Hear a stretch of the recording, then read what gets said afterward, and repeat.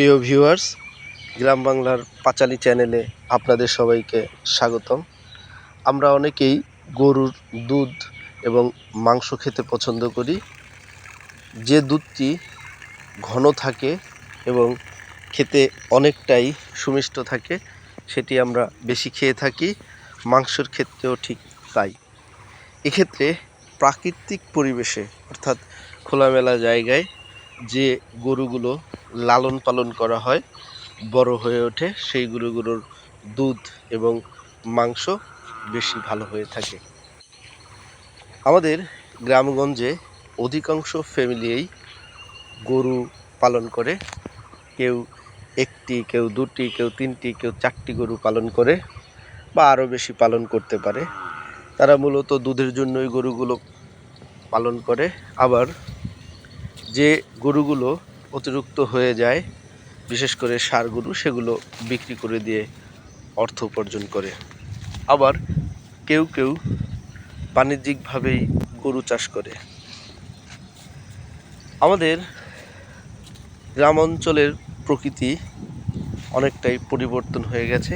আগে বাড়ির পাশে যে ফাঁকা জায়গাগুলো ছিল, সেগুলো এখন কেউ কেউ বাড়ি করেছে, কেউ কেউ পুকুর কেটেছে, কেউ কেউ গাছ লাগিয়ে দিয়েছে। ফলে পতিত জমি বা খোলামেলা জায়গা খুব কম। সবচাইতে বেশি পরিবর্তন হয়েছে ভূমিরূপের। অর্থাৎ আজ থেকে 50 বছর আগে বাড়ি থেকে 2 kilometre, 4 kilometre, 5 kilometre, 10 kilometre, 30 kilometre পর্যন্ত ফাঁকা ছিল। সেখানে বছরে হয়তো একবার শুধু ধান হতো, আউশ ধান অথবা আমন ধান। বাকি সময়টা সেখানে এই গরুরা চরে চরে ঘাস খেত। আমরা শৈশবে দেখেছি যে বিল অঞ্চলের মানুষ, অর্থাৎ বিলের পাশে যাদের বাড়ি, তারা তাদের গরুগুলোকে বাড়ি থেকে অনেকটাই এই ঘাসের উদ্দেশ্যে পাঠিয়ে দিত। সারাদিন চরে চরে এই গরুগুলো ঘাস খেয়ে আবার গোধূলির সময় লাইন দিয়ে বাড়ি ফিরত। কেউ কেউ সাথে যেত গরু দিয়ে আসার জন্য, কেউ কেউ আবার নিয়ে আসতো, কেউ সাথে যেত, কেউ যেত না। কারো কারো গরুর মুখে ঠুসি দেওয়া থাকতো। ঠুসি মানে বাঁশ, বেত, জাল প্রভৃতি দিয়ে বানানো এক ধরনের নিরাপত্তা বেষ্টনী, যাতে গরুগুলো অন্য কারো ফসল খেতে না পারে। অর্থাৎ বাড়ির একদম কাছাকাছি যে জমিগুলো ছিল, সেগুলোতে তিল, কাউন, ডাল এগুলো চাষ করা হতো, বাদাম, ভুট্টা। ফলে সেগুলো যাতে গরুতে না খেতে পারে, এজন্য মুখে এই নিরাপত্তা বেষ্টনী দেওয়া হতো। আমরা দেখেছি গ্রামের শিশু কিশোরেরা, বালকেরা সেই গরু আনতে যেত এবং সেখানে গিয়ে তারা 2-4 গ্রামের শিশুরা, বালকরা, কিশোররা একসাথে সেখানে খেলা করতো। কেউ ফুটবল খেলতো, কেউ মার্বেল খেলতো, কেউ ক্রিকেট খেলতো, নানান ধরনের খেলা খেলতো। সেই চিত্রগুলো আর নেই। তারপরেও গ্রামে খোলামেলা পরিবেশে গরু পালনের চিত্র দেখা যায়।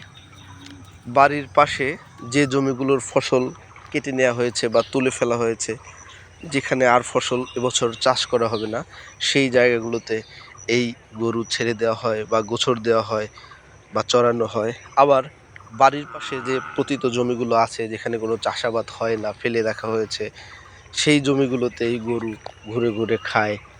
বাড়ির পাশে যে রাস্তাগুলো আছে, যেগুলোতে গাছ নেই, যেগুলোতে তৃণলতা আছে, ঘাস আসে, সেগুলোতে চড়ে। আবার আমাদের এই অঞ্চলে বড় বড় মাছের পুকুর আছে, যেগুলোতে গাছ লাগানো হয় না, পাড় দিয়ে কোনো কিছুই করা হয় না। কেউ কেউ হয়তো ফসল বা সবজি চাষ করে, কেউ কেউ করে না। সেই যে ঘেরের পাড়, অর্থাৎ পুকুর পাড়, সেই পাড় দিয়ে এই গরুরা চরে চরে খায়। এখানে আপনারা সেই চিত্রগুলো দেখতে পাচ্ছেন। এই গরুগুলো একেবারেই প্রাকৃতিক পরিবেশে বড় হচ্ছে। এরা খাচ্ছেও একদম ভেজাল মুক্ত খাবার। সাধারণত বাড়িতে এই গরুগুলো খড়কুটা খায়। ধান কাটার পরে ধান মাড়াই করে, সেই মাড়াইয়ের পরে যে অংশটা থাকে, খড় হিসেবে সেই অংশটা খায়। আবার কেউ কেউ ঘাস কেটে এনে খাওয়ায়, কেউ কেউ কলার পাতা সংগ্রহ করে খাওয়ায়, কেউ কেউ কচুরিপানা সংগ্রহ করে এনে খাওয়ায়, কেউ কেউ বিভিন্ন তৃণলতাও খাওয়ায়। বেশিরভাগ গরু, প্রায় 90 থেকে 95 ভাগ গরুই এইভাবে বড় করা হয়। কেউ কেউ হয়তো খৈল কিংবা ভুসিও খাওয়াতে পারে। এখানে কোনো ধরনের রাসায়নিক দ্রব্য খাওয়ানো হয় না। এখানে মোটা তাজাকরণ করার জন্য কোনো ধরনের ঔষধ খাওয়ানো হয় না, কোনো কিছুই খাওয়ানো হয় না। ফলে এই গরুগুলোর দুধের পুষ্টিমান অনেক বেশি থাকে। আপনি যদি এই গরুগুলোর দুধ সংগ্রহ করে খুব ভালো করে জাল দিয়ে খান, মুখ ফিরাতে পারবেন না, অর্থাৎ শুধু খেতেই ইচ্ছা করবে। আবার এই গরুর মাংসের চাহিদাও বেশি। এই গরুর মাংসগুলোর স্বাদও অনেক বেশি। আপনারা যারা গরুর দুধ খান তারা সুযোগ পেলে এই গরুর দুধগুলো সংগ্রহ করতে পারেন, খেয়ে দেখতে পারেন আসলে কেমন লাগে। আবার যারা গরুর মাংস খান তারাও এই গরুর মাংসগুলো সংগ্রহ করে দেখতে পারেন আসলে এই গরুর মাংসগুলো কেমন লাগে। এখানে আপনারা দেখতে পাচ্ছেন যে ছোট গরুগুলো কতটা স্বাস্থ্যবান এবং কতটা ভালো। এই বয়সেই এই গরুগুলো খুব দ্রুত ছুটতে পারে। এরা আকৃতিতে বড় হয় না কিন্তু অত্যন্ত শক্তিশালী। এদের বড় করার জন্য ফ্যানের বাতাস দেওয়া হয় না, এদের চাকচিক্যের জন্য আলাদা কোনো কিছু ব্যবহার করা হয় না। অর্থাৎ এরা একদম স্বাভাবিকভাবেই জন্মে, স্বাভাবিকভাবেই বড় হয়, স্বাভাবিকভাবেই এরা সুন্দর থাকে। বাংলাদেশের প্রায় সকল জেলাতেই এভাবে প্রাকৃতিক পরিবেশে গরু লালন পালন করা হয়। এই গরু বাজারে প্রচুর পরিমাণে পাওয়াও যায়। আপনারা চাইলেই এই গরু সংগ্রহ করতে পারেন এবং আমাদের যারা গরু চাষি সেই চাষিদেরও আপনারা আর্থিকভাবে লাভবান করতে পারেন। প্রিয় ভিউয়ার্স, ভিডিওটি দেখার জন্য আপনাদের সবাইকে আন্তরিক ধন্যবাদ জানাই।